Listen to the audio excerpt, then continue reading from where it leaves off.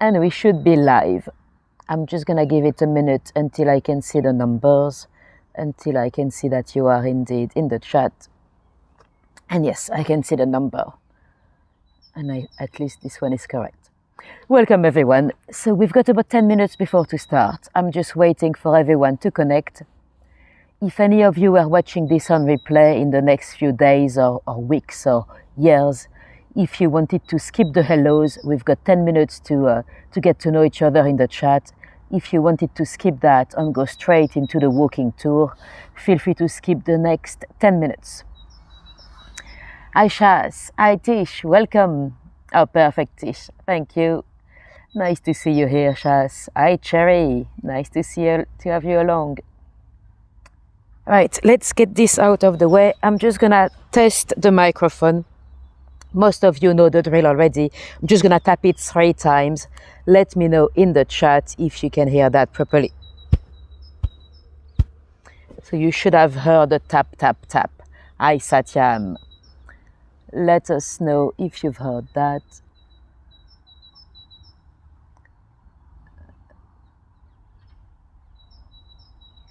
Yes, it is. It's nearly 5 p.m., so it's still very bright.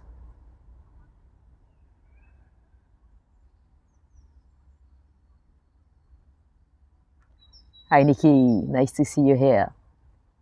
Yes, you've heard it. Perfect. And welcome Sue. Nice to have you along. Perfect. Thank you, Satyam.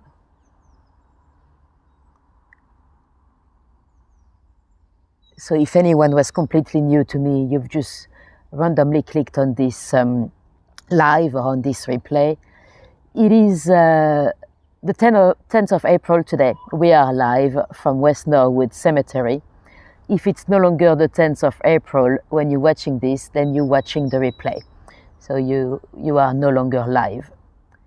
And if you're watching me live, you should be able to interact in the chat.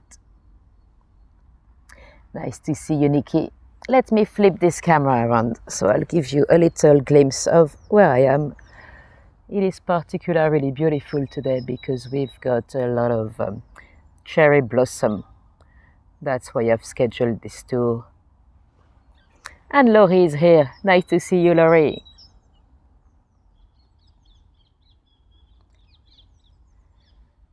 By the way, guys, we've got to make it fairly quick today. Some of you might know the cemetery closes at 6. We've done this before at this time, and I have rocked up last minute at 6 p.m. before, and I didn't get locked in or anything. But today on the gate, I saw a big sign that says gate closing at 5:45 to allow the staff to do their final check. I don't believe they would actually lock it at 5:45, but we'll try to be out just in case. And then if we still have some stuff to discuss, like some potential guilty party in the Charles Bravo case, we can always discuss it outside. Because I don't want to be locked in. I don't want to spend the night with the dead.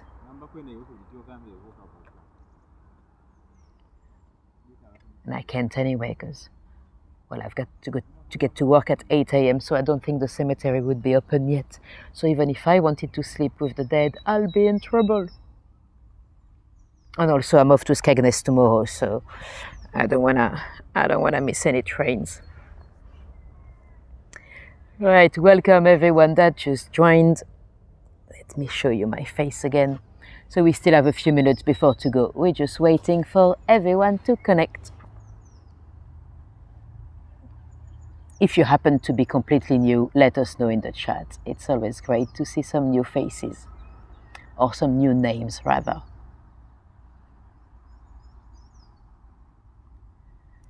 It could be entertaining. Well, it could be, although I don't know if I would have to stay live until the police arrives or the council or whoever has the keys. Because some cemeteries, the gates are not that high, you can jump them, but this one is quite high. So we've got to get out.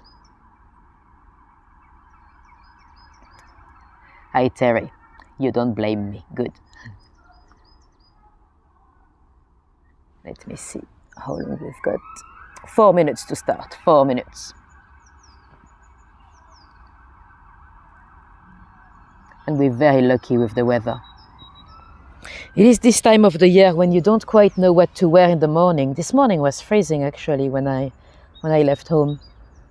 Well, freezing, relative to the afternoon. I mean, because you don't know if you should take a winter jacket, and then if you do take it, an hour later you're boiling and you have to carry your jacket with you. So yeah,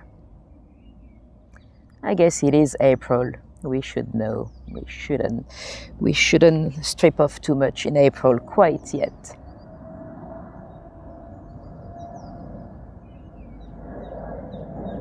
Because it's quite bright and beautiful, but I'll show you there's a plane coming. They're probably on their way down to Heathrow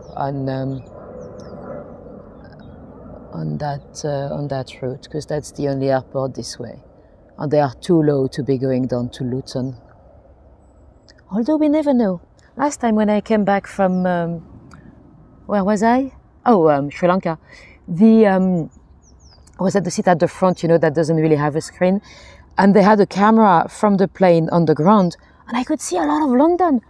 I saw London Bridge Station, I saw Wandsworth Prison, I saw a lot. So I didn't realize it was already that low at 5 minutes from landing.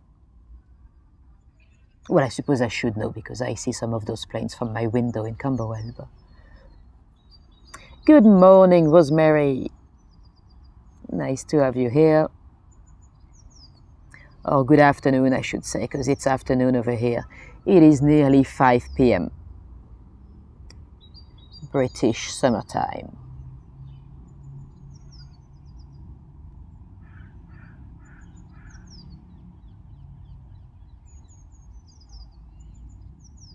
Hi, Fernand. Nice to see you here. Yeah, you would like to stay overnight. One of the only, I think the only one of the Magnificent Seven that is actually accessible at night, it is Tower Hamlet Cemetery. It doesn't really close the gate. Well, the sides one at least. Although you don't want to go at night, there's no lighting anyway, so that'll be very scary. Almost 9 a.m. for you, Pisas. I hope you're enjoying a nice cup of coffee to wake you up.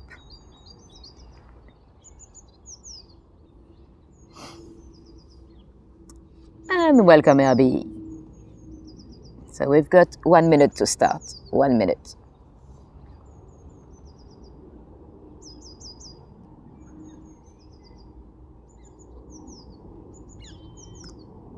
So if anyone was completely new to me, let us know in the chat. And if you were completely new, or if you were watching this on replay in the next few days and you're wondering how to join the live, how to be able to access the chat and all that, to join the live, the best way is to actually subscribe and hit the little notification thing. So you should get a notification when I go live. Otherwise, they're very, very easy to miss those live. Hi, Marty. 1 minute, still 1 minute.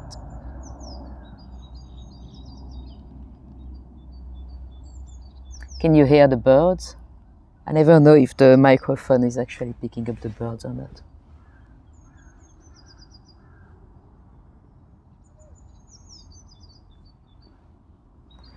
Right. And it is officially time to start, so let's go. We don't want to be wasting any time today because we want to be out in 45 minutes. Right, before we go much further, let me show you my favorite grave over here.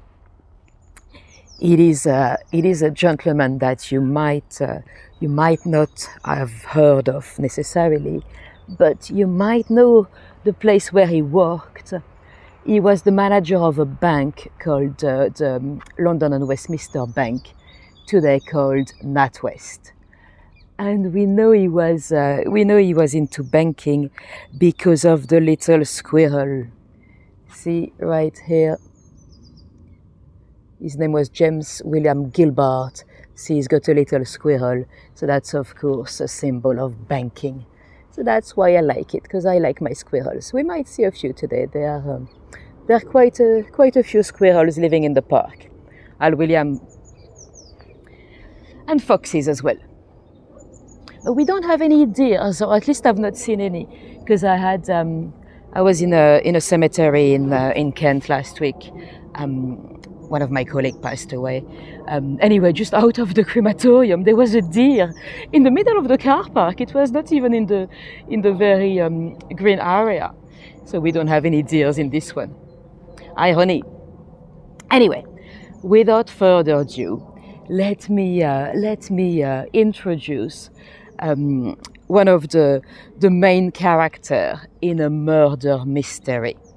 We'll go and see the grave of the murder victim, if indeed you think it is a murder. I personally think it might have been self-inflicted, but it's one of the greatest whodunit of Victorian London.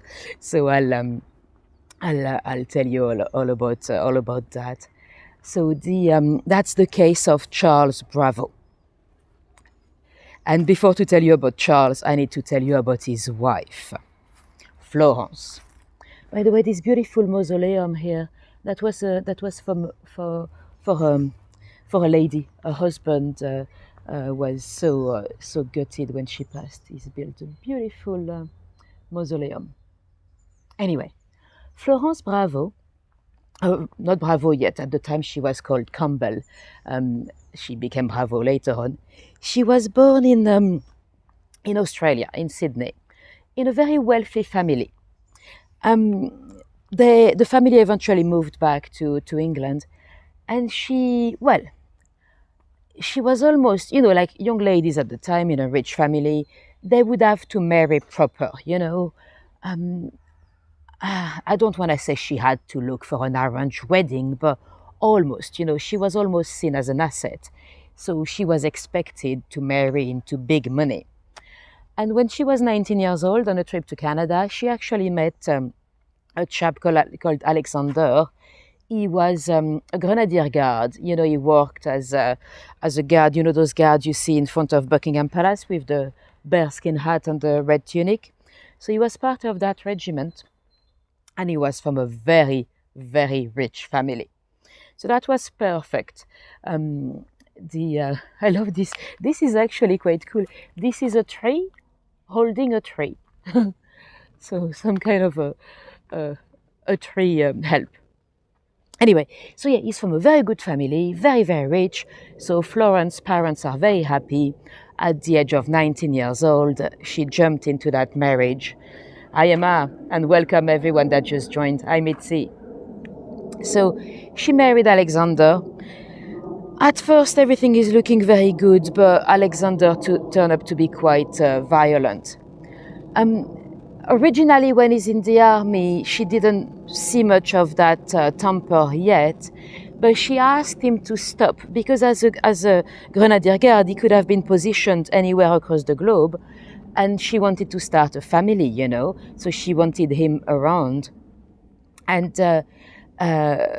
as he quit the army, then he couldn't really find himself a purpose in life, and he started to drink a lot, and he started to be very, very violent with Florence.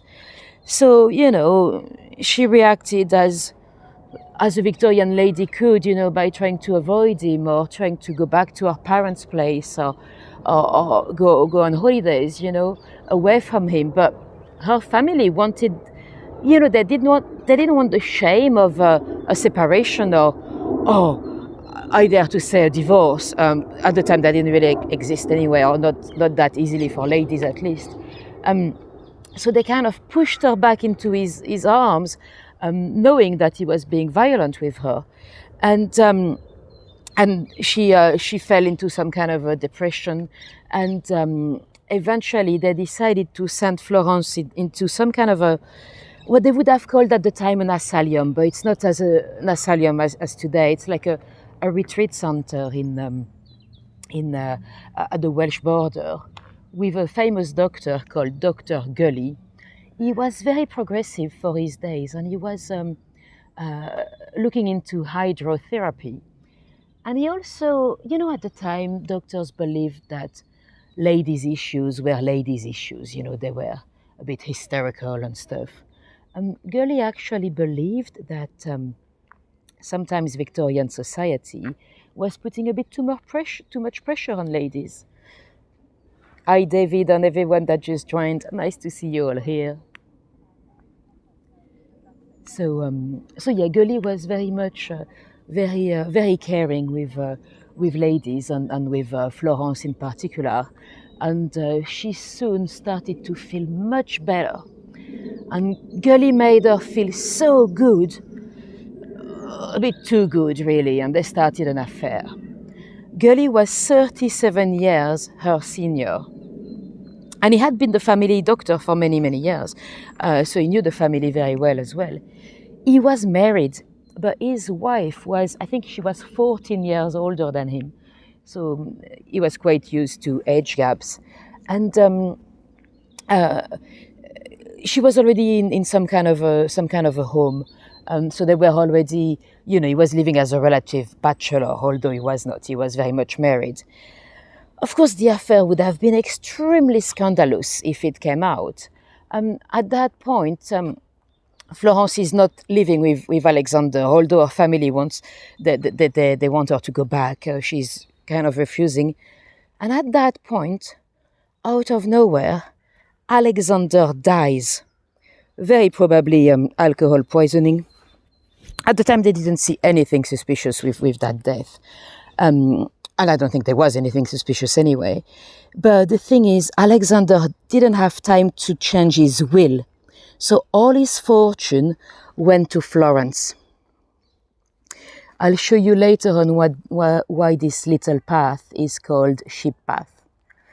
So she became an extremely rich young widow. And she was then able to buy a property in Balham called the Priory. It still exists today. It's still there. It's been subdivided into many little flats. Actually, I nearly went in there 2 years ago because I saw on a flat sharing website that they have a gay flat share inside. There was one bedroom available, so they were doing viewings. And I was like, gosh, I recognize it. This is the Priory. So I wanted to be a bit naughty and contact them to come for a viewing. I had no intention of renting the place, but I just wanted to go inside. And then I didn't do it. I thought, I'm going to be a good girl. Oh, that's a bit scary. Look. Open. Sometimes it can be a bit scary when you see a fox coming out of those holes, because they do go and shelter inside.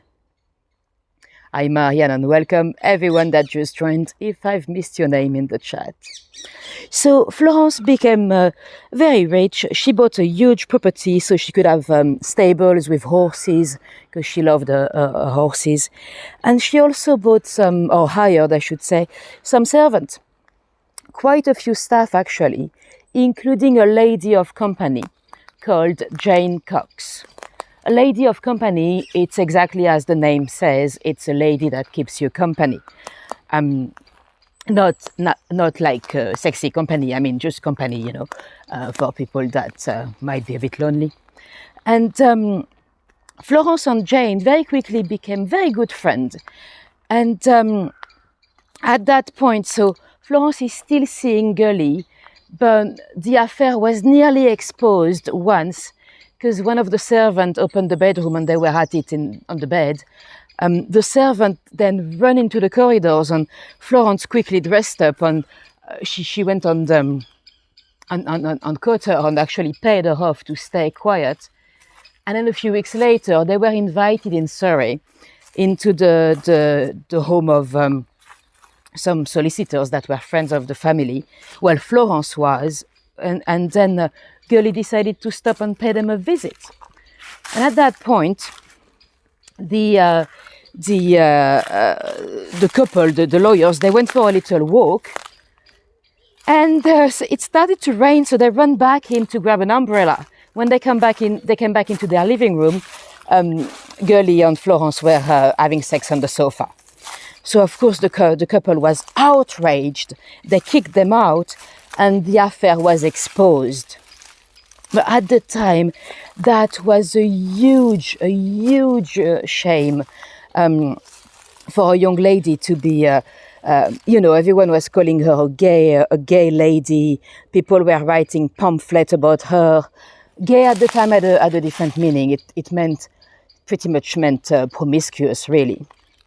So Florence's reputation was completely tarnished. Well, so was Dr. Gully's.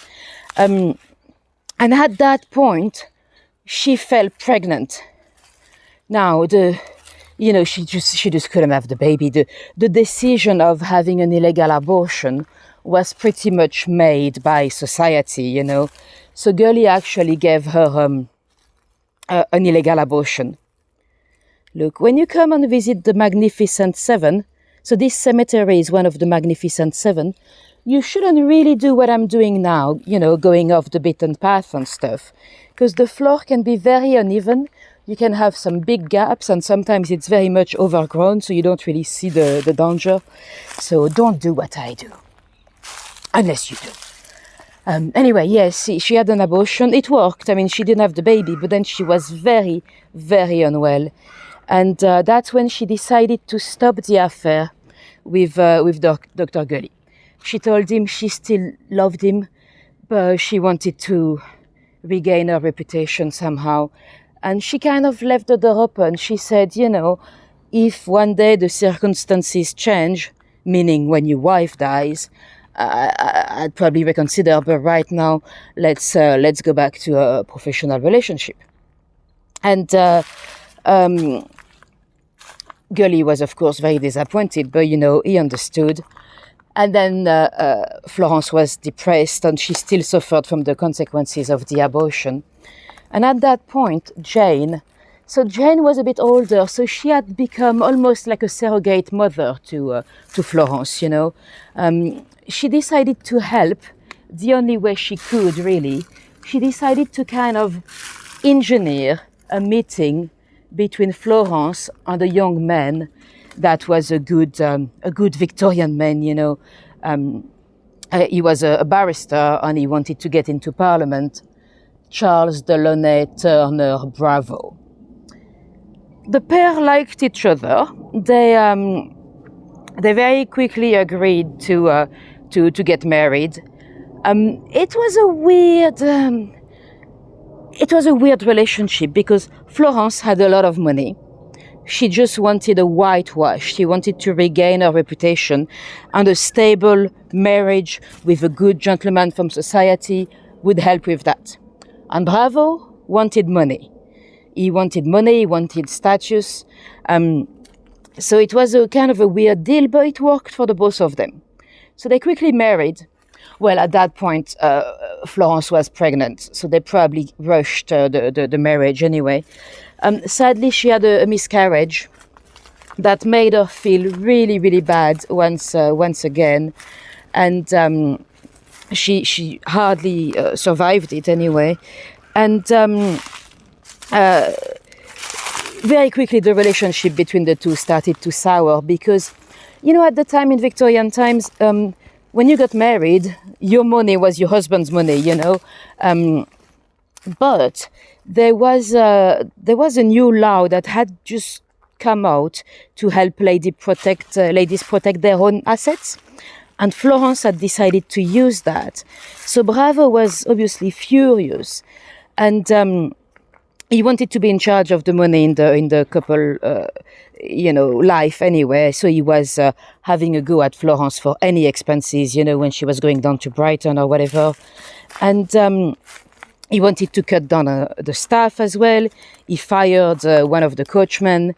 And he also decided to fire Jane Cox.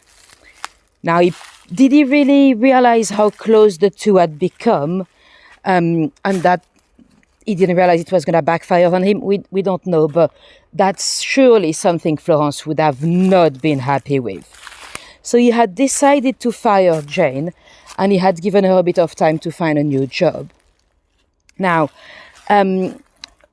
Florence, after she had a second miscarriage, she she was really unwell, and she asked Charles to sleep in a separate room for the time being. But eventually it had been long enough and he decided to come back. Now, I don't want to go into gory details, but because of her medical records, I mean, her sex life was exposed into the second inquest quite badly. We do have some reasons to believe that he might have been forcing her into anal. Maybe to avoid another miscarriage, or we don't know, but yeah. And you know, at the time, her husband could do whatever he wanted to his wife, you know? I mean, so yeah, that's probably what she was going through. Anyway, one day, Charles had gone out. He had been riding a horse, and the horse had bolted for a few kilometers. So he was, although he wasn't physically hurt, he came back. He was very shaken. And he wanted to come back into his wife's bed. He wanted a child, you know, he wanted a little Charles II, as he used to say. And that night, Florence was refusing, and she had a bit too much to drink as well. Well, she kind of fell into alcohol,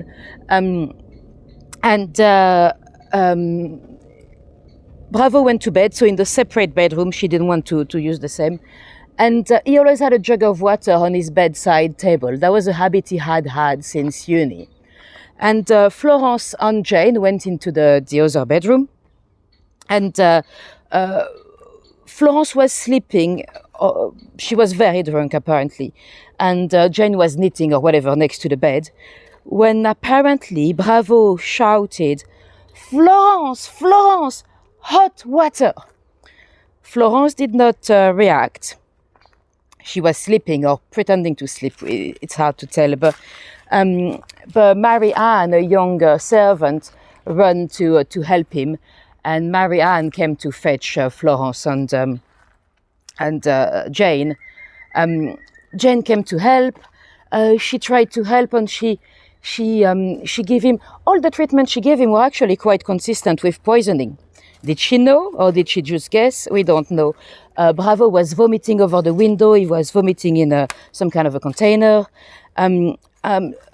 Florence actually, well, Jane had called the doctor, but she had called the doctor that lived an hour away. So when Florence woke up, she was like, "What are you doing? We need to call another doctor. This one is not going to arrive." So you had two doctors that arrived pretty much at the same time. Over the course of the next 3 days, there actually were 6 doctors that came and helped Bravo. Now, quick pause in the story. Let me show you one monument here. This is the grave of Sir Horace Jones.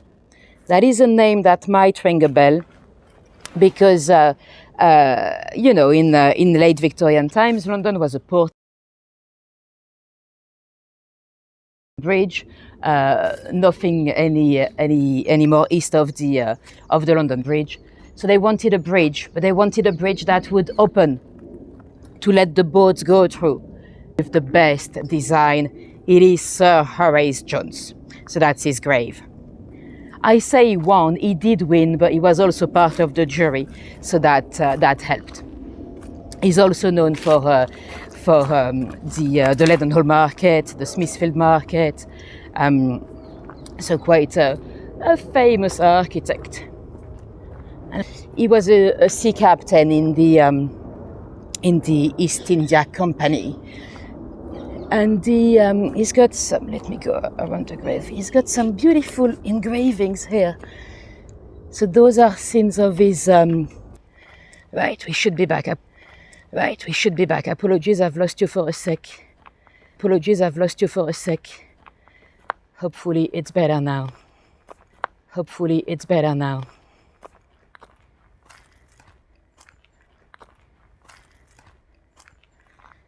We've got two beautiful monuments here. This one, it doesn't look like it here. This one, it doesn't look like it, but it's actually cast iron.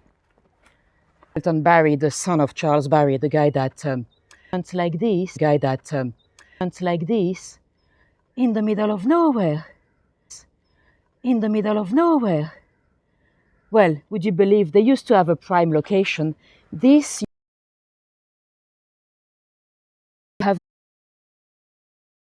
have a sign here that says ship pass. Used to be a junction, but you know, space is money, so they had to the great Victorian writer about household management and recipes and all that. Is it still buffering now, or are we talking about 3 minutes ago? Because the system is telling me it's fine now, so let me know. You know what, that happened last time as well, but I used to have very good signal here.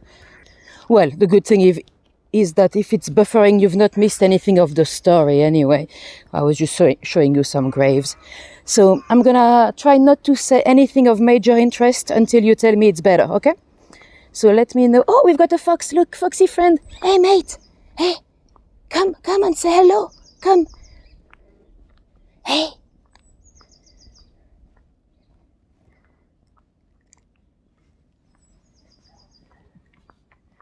Still buffering. Okay, I'm gonna go straight down and it should get better. Do let me know when, if it's any better. And this is the grave of Henry Tate. Can you hear me now? If you do, I'll tell you a bit more about Tate. If not, I'll run straight down. So this is the grave of Henry Tate from the Tate Museum. It is the gentleman that is known for popularizing and selling the sugar cubes. Let me know in the chat if you can hear me. Okay, you can hear me. Yoo-hoo, perfect. So beautiful mausoleum. And let me show you something. About 15 years ago, or not even, 2012 it was, this young artist from Belfast, he actually did a copy of the mausoleum in sugar cubes to congratulate the establishment of the sugar cube from Tate. Exactly, Tate and Light Sugar Company. He was an interesting character, Tate. First he lived very long for Victorian times. I think he lived until the age of 90 or something. He didn't even get into sugar until the age of 40. And he made a lot of money by commercializing the sugar cubes. But then with that money, he bought a lot of art. And after his health started to deteriorate towards the end of his life, he actually wanted to donate his collection to the nation. So he's opened he already had a bit of a gallery when he lived in Streatham. He was already opening his home to people coming to see the art. But as he wanted to donate it to the nation, government kind of snubbed him. They were like, "Oh, thank you, that's very nice of you to have your art. But we need a building to expose it." He was like, "Okay, then." He gave them £80,000 for them to build a gallery. So that was a huge amount of money at the time. We're talking like 20 millions in today's money. And government was like, "Oh, thank you, that's very nice of you, but we need a land as well to build a gallery." And he was like, nah, that's enough. So that's how at first they said no, government, but then he actually published it, and then the public was like, "Oh, hold on, why not?" So that's why they did the first Tate in Pimlico on the site of a former prison. Because it was a former prison, it already belonged to government.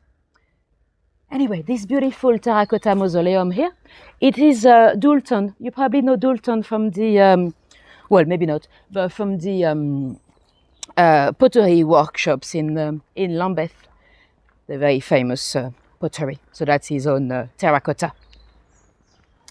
Anyway, let's get back to Charles Bravo. So Charles is on his bed, he's on and off of consciousness. So he's actually able to speak. So that's interesting because he was still alive for 3 days. Did at any point, did he ever scream murder or ever accuse anyone? No. So 6 different doctors came along. At first, they couldn't even establish what poison he had taken because the vomit had been cleaned. Jane did. Why? We don't know. Did she just want to clean because she was, of course, a servant, or was it because she wanted to eliminate the evidence? We don't know. The jug of water that was on his bedside table had been washed for sure, because one of the doctors, Dr. Johnson, drank some water out of it. Was the poison in the food? Nobody knew. Eventually, they decided that the poison was in the jug of water. But then someone had cleaned it. Only two people could have done it, Jane or Bravo himself, before to call for help. And eventually, after 3 days, Bravo died. But before he passed away, one of the doctors, a very famous doctor actually, sorry, my microphone is falling down. Sir William Gull. You might have heard of William Gull, very famous physician. So William Gull, not to be confused with Dr. Gully. Gully is the lover. William Gull is a very famous physician. He was actually the doctor of the Queen. And you probably know him because we talked about him before in my Jack the Ripper tour. Many, many years later, he found himself being accused of potentially being Jack the Ripper. The story is a bit bonkers, but that's the same man. William Gull is the only one out of the 6 physicians that actually thought Bravo had taken the poison himself. Because Gull had asked him, "What have you taken? You need to let us know now, because if you die, this is going to transform it into a murder inquiry." And Bravo had said laudanum. And the doctors were like, "No, this is not the effect of laudanum. It cannot be." And Bravo was like, "Well, if it's not laudanum, I don't know what it is." But never did he accuse anyone of killing him or trying to kill him or poison him. And also, William Gull said no one would be so chilled about their own death. So that's why William Gull thought that Bravo would have taken the poison himself. Anyway, little pause in the story. This gentleman here, I don't know who they are. I've got their names somewhere, but I don't know anything about their lives. But look, they tried to steal the bronze, which is very sad. I mean, I don't know how much money you can get with a little piece of bronze like this. This cemetery has been vandalized a few times. It was actually vandalized again through the COVID lockdowns, so that's quite sad. Anyway, back to Bravo. There was a first inquest. The first inquest was concluded at the Priory. At the time, the inquests were often done into public spaces, but, Florence was from society. They had some friends in high places, so they didn't want to shame the family too much. So that happened at the Priory. The first inquest concluded open verdict, but they thought it might be suicide. But they couldn't prove it, so they said open verdict. But, the family was not satisfied. Actually, none of the families were satisfied with this answer, so there had to be a second inquest. The second one was much longer, like 21 days they discussed it, and all the dirt on Florence's love life came out. Florence was even more shamed than before. Dr. Gully was brought in as well, because Scotland Yard was getting letters from people accusing Gully, and that's why they had to open another inquest. And now there are a few suspects, of course. Well, there are a few possibilities. It could be self-inflicted. Pretty much everyone agreed that he was not depressed or anything. He had no reason to want to take his own life. But, you never know what's happening in people's heads. The second option is manslaughter. And if it was indeed manslaughter, well, it could actually go both ways. But this is the Little Greek Cemetery, by the way. It could be an accident by Bravo himself. Bravo might have been poisoning Florence. Actually, that could be why she had 2 miscarriages, because that could be one of the symptoms of poisoning. the poisoning, by the way, was tartar emetic. It's antimony poisoning. It's a very, very violent way to go. I mean, that's against the suicide theory, because you'd think no one would take their own life by taking something so painful. But who knows? Maybe he didn't know how painful it was going to be. And so, yeah, the tartar emetic was used to make livestock vomit. So a lot of people that had horses, they would sometimes buy some anyway. So it was not illegal to buy. Usually when you bought this type of poison, you had to sign the book at the chemist, but that was it, really. Or it could have been used in very, very small quantities for people trying to get their spouses away from alcohol. Because apparently if you put tiny, tiny little droplets in the in water, for example.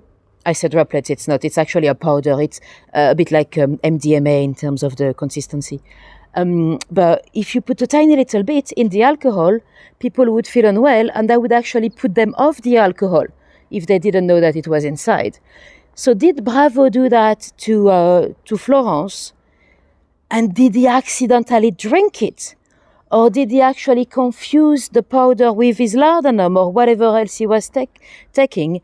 So, because if that was the case, then that would explain why he did not, he would never admit it to the doctors. Because then if he was to survive, he could go down for murder or poisoning or manslaughter or trying to kill his wife, you know. So that's a possibility. And I think it's actually fairly possible because his behavior is not very logical. But some doctors might argue that the drug would get you so high anyway or so weird that you probably wouldn't have the logic anymore to accuse anyone of murder or anything like that. The other possibility is manslaughter the other way around. Did Florence poison Bravo? Tiny, tiny, tiny little bit just to stop his libido. Apparently some wives sometimes did that. That was one of the other effects of antimony.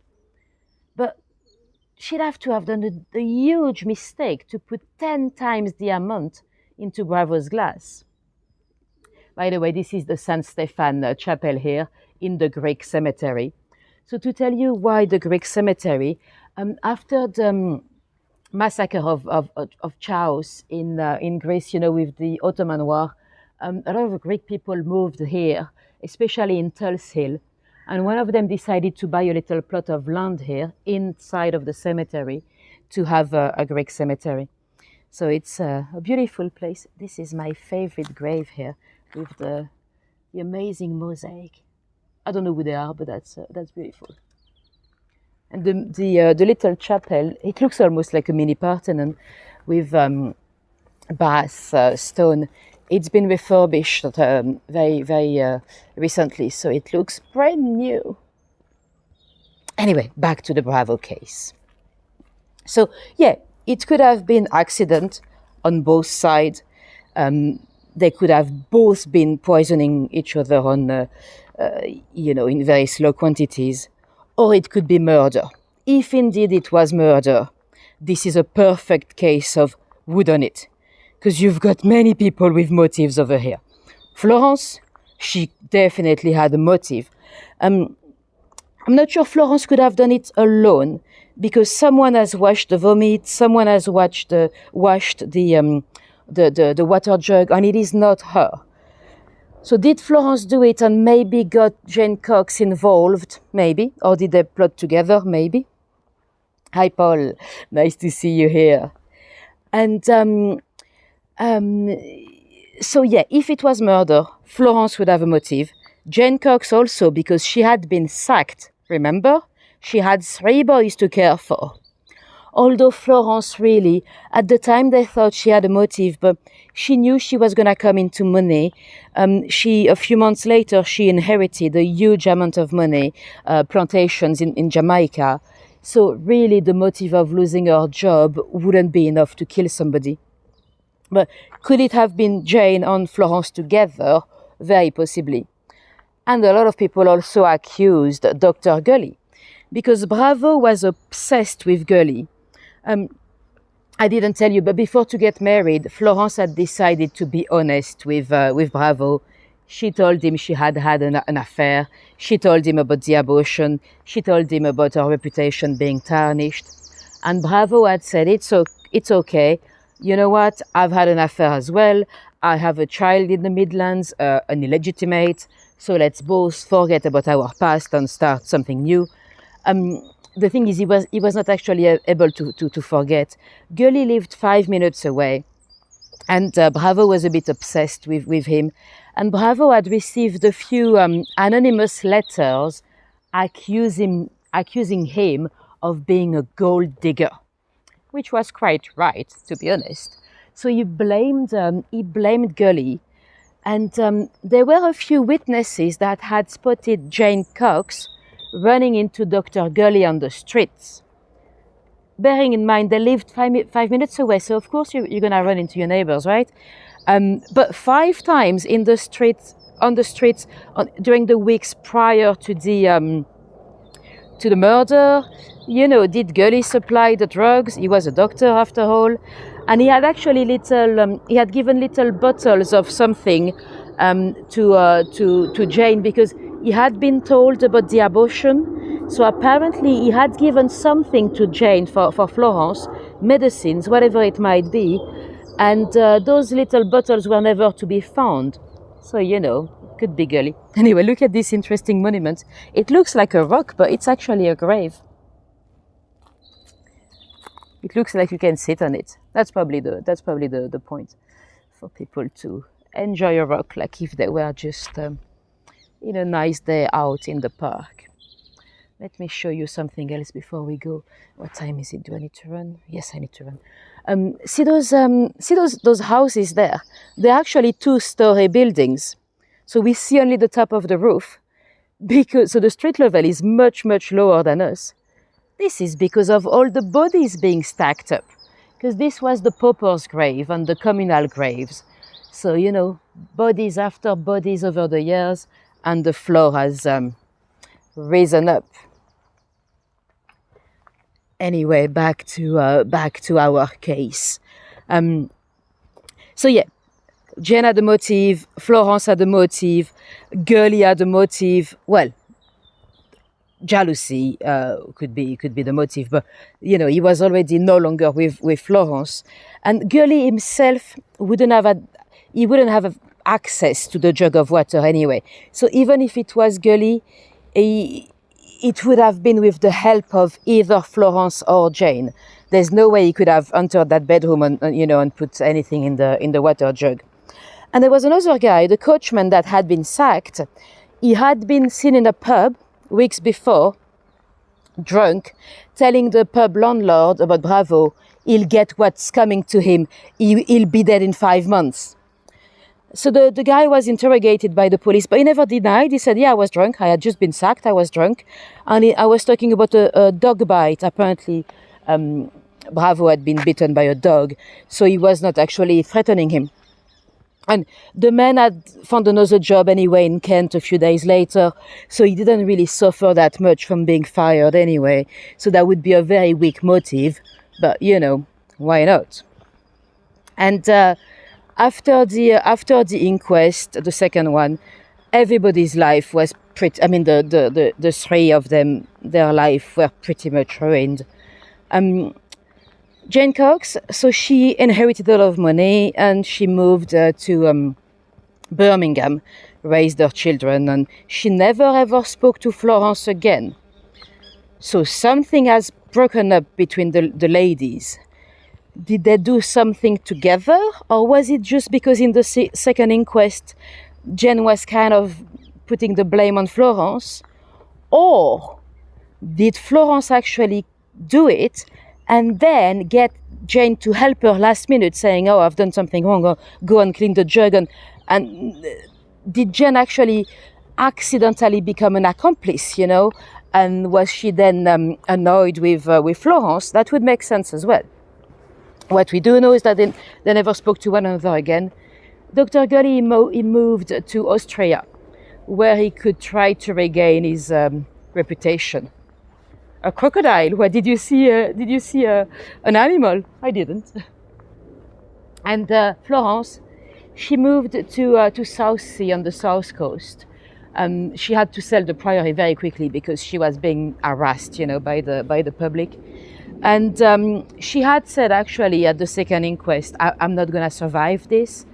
And she didn't. She died of alcohol poisoning 2 years later, alone on the south coast. So quite a bad outcome for Florence as well. That's why I'm not sure she was involved at all. Because I don't know how you can imagine a happy ending. I mean, well, I suppose sometimes poisonings were undetected, but who knows? Well, since the case, a lot of writers, journalists, crime writers, Agatha Christie as well. Agatha Christie, I think she blamed Gully. So a lot of people wrote about the murder mystery, and a lot of people tried to save the case, to solve the case, but no one actually, no one was ever successful. There are many different theories, and even myself, I'm not very opinionated at all. I think there's a high chance that that Bravo was guilty. I mean, whether he took it accidentally because he was trying to poison Florence, or did he suddenly, according to one of the sources, I don't know where it's coming from, but I've read some articles that stated that apparently at some point, months earlier, he had threatened Florence to take his own life. So maybe, let me check if it's this. Yes, it's this one. See the Effra River? That's one of our lost rivers. It runs underneath us. If you followed my tours before, we might have spoken about those lost rivers. We have many in London: the Effra River, the Tyburn River, the Fleet River. The Effra was running from here all the way down to Vauxhall, going down under the Oval cricket ground. That's why the Oval has been flooded a few times. And there's one story, apparently, in Victorian times, so the Effra used to run. It's been covered later on to do the public sewer, basically. Let me show you this grave. This is John Britton. So he was writing about the beauties of England, so it's meant to look like Stonehenge, his grave. So yeah, they apparently one day in Brixton, on the Effra River, there was a coffin floating away, a full coffin floating down the river. So of course the authorities, they took the coffin away. And at the time, not only did they put the name of the deceased, but they put the name of the cemetery on a little plaque. So it read South Metropolitan Cemetery. That is West Norwood. That's the original name. They changed the name. Like Kensal Green used to be called. What was it called? The resting place for all souls of Kensal Green, or something ridiculously long. So yeah, they read South Metropolitan Cemetery. So they actually contacted the cemetery. They were like, has that grave been opened? Because the coffin has been floating down the Effra River. The cemetery had a look and they were like, no, the grave was not disturbed at all. So apparently they had buried the coffin a little bit too deep, and he went down, the coffin, it went down the river. So the coffin had just left down the river, the underwater river. This huge one, it is Edmund Maddock. That was built originally for all his family, but he was not a very popular man in his family, so he actually rests alone. But it is huge. Look at that. It's bigger than my room.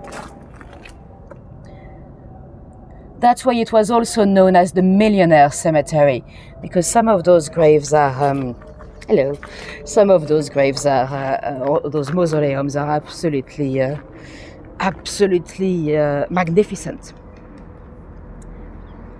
The thing about the coffin floating down an underground river, apparently it's not that rare. It happened to, when I told that story to a friend of mine, she's from Poland, she was like, yeah, I know, it happened to my great-grandmother. Apparently, great-grandmother was buried in Poland, in a little cemetery. And 10 years later, they opened the grave to put the grandfather. And the grandmother was gone. Not only the body, but the full coffin as well. Gone. And apparently it was the same. She had gone down the river. So it happens. They never found her. So I didn't even tell you the cemetery. It was opened in 1837. So it was the second one of what we call the Magnificent Seven. So the Magnificent Seven, they are those amazing garden cemeteries that were opened as commercial cemeteries. So they were not only the Church of England. You had a part for the dissenters as well, or different religions, as we've seen with the Greek Orthodox part. And so this one was the second one after Kensal Green, and after that you had Nunhead, Highgate, Hampstead. And Hampstead? No, what am I saying? Not Hampstead. Tower Hamlet, and those amazing garden cemeteries were to solve the problem, because back in the day, you know, with the Industrial Revolution, a lot of people moved into the capital, and of course they also died in the capital, and all those little, imagine fishing a coffin, yeah. All those little graveyards by the churches were accident. Oh la la! There's a car that just crashed into another one behind me.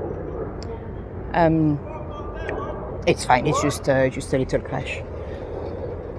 Anyway, so yeah, those little graveyards were completely saturated, and that's when they had to find a solution. So they commissioned those little or those big garden cemeteries to deal with the problem. So after 1832, you were not 1852. Sorry, you were not allowed to bury your dead into those little graveyards in the city anyway. Oh look! Did anyone see the news today? We've got one of those letter boxes here. Some of you might know I like my post boxes. Well, it was all over the news today that they're going to be gone soon. So the post office is trying a new type of boxes. It's the same as pillar boxes like this, but they have solar panels on the top. So they have little solar panels to charge the battery, because they have a battery for parcels. So you can scan the QR code to prove that your parcel has been sent. You know, when you sell item on eBay or Vinted or whatever, you need a proof that it's been posted. So they're gonna look fairly ugly with solar panels on the top. And so the panels, it's just to power the battery for the scanning of the QR code, basically. So it's only a few trial it's not in London, it's in Cambridgeshire and Hertfordshire. But, you know, if no one is posting any letters anymore, if they need to adapt them for the parcels, eventually they're going to be swapping thousands of them. So so bye-bye to our lovely red pillar boxes. Anyway, while we're here, this is the old fire station there. Now it is a theatre. And this is St. Luke's Church. St. Luke's Church was, it's one of the Napoleonic churches. We've got 4 in London. It might look a little bit similar. We've seen a similar one in Kennington. You know, last year when I tried a vertical live stream on YouTube, I took you to Kennington, I took you to St. Mark's. Don't worry, my friend, you're not in the frame at all. And no, but I'm filming this way, so you're not in the frame, don't worry. And what was I saying? So yeah, by the way, on the spire there, you had at some point there was a falcon that was nesting there. And apparently in the 20s, the rector was very funny. He was he used to kind of mock or caricature at least his local parishioners, and his sermons were very funny, so people kept coming for him.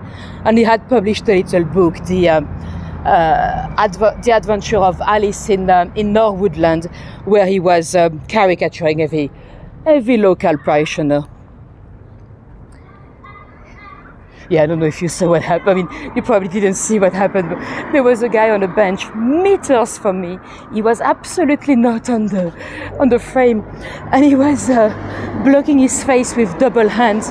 I mean, even if he had been on the frame, he would have had like 4 pixels on his face. There's absolutely no way anyone could have recognized him anyway.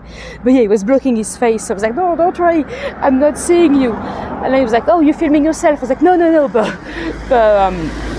but you're not in the frame anyway. Right, this is West Norwood Station. So that's where you take the train to go into, I don't know, Crystal Palace or Central London. It is zone 3, I think, in the London transport system. And let's go down that little street here to show you a lovely little building. So back in Victorian times, you didn't have much here in West Norwood until the arrival of the train.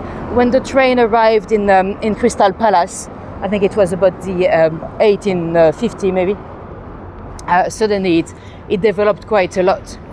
But one building that was here that was very famous was the Jewish hospital, or the Jewish orphanage. It started to be called an hospital, and then it was swapped to orphanage. It was a huge building with red bricks and red on black actually bricks. It was for all the poor kids from the Jewish community in East London.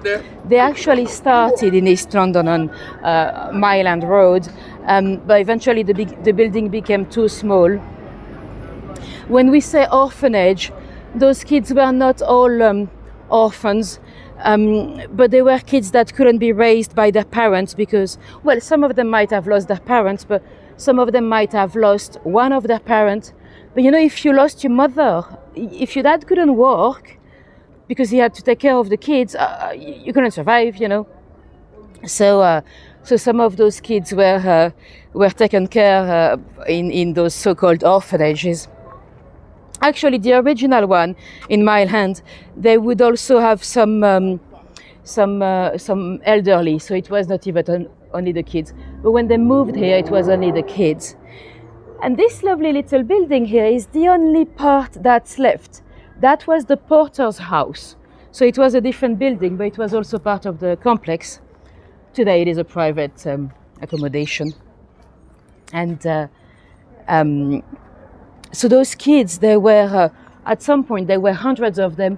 We know quite a lot about their daily life because one of them left diaries of what it was like to live in the orphanage. It closed down eventually I think in 61 it closed down. But one of the kids' favorite day was once a year when 60 of the black cabs, you know, those black taxi cabs, they took a day off to volunteer and take all the kids, so all the orphanage, down to Brighton on the seaside for one day out, you know, going to the arcade and going for a little swim. So apparently that was the day they were all looking forward. Let me show you some pictures. So that's the day, the outings. That's I think 1955, this one.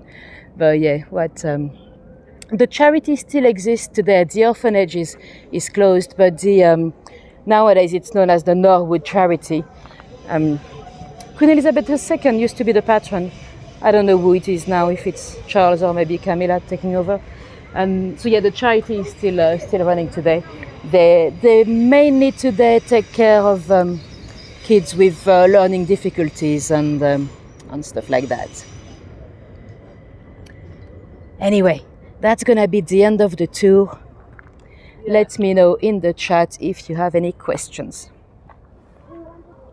This is the leisure center there. That's where they have the swimming pool. I used to promote them. When I started being a guide, I didn't have enough tours in the winter, so I used to do agency work. One of the jobs I did quite a lot was to promote leisure centers. So I'd be walking on the streets trying to get people signed up for a free day. So I had to take their email addresses and their number and everything, and then they'll be harassed by phone calls inviting them to spend the day at the swimming pool. But it was fairly easy. My target was very low. So usually on a 4-hour shift, I only had to work 20 minutes. Anyway, let me know in the chat if you have any questions for me before we go. Thank you very much for coming today. It's always amazing to have you along. Oh, so nothing was coming into the chat. Suddenly I'm getting everything. Cool. Thanks, Tish. Oh, thanks, Roberta. Thanks, Satyam. Thanks, Nikki. Thanks, Sarah. And thank you, Linda. If any of you wanted to see a bit more of me, next week we're heading to Vauxhall to talk about spies and squatters, pleasure gardens. So that's one to look forward to.